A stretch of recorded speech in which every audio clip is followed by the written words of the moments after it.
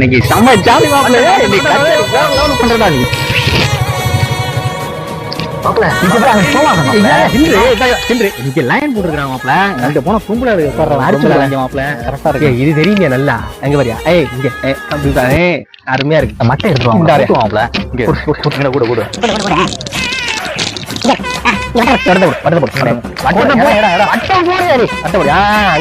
இது ஏடா இங்க எவனு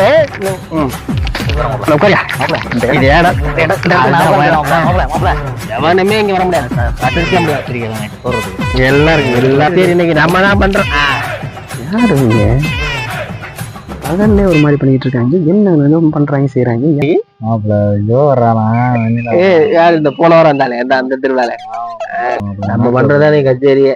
யாரு வந்தாலும் பறக்க விடுறோம். யாருப்பா இந்த இங்க வந்து உட்காந்துருக்கீங்க? எந்த ஊரு என்ன?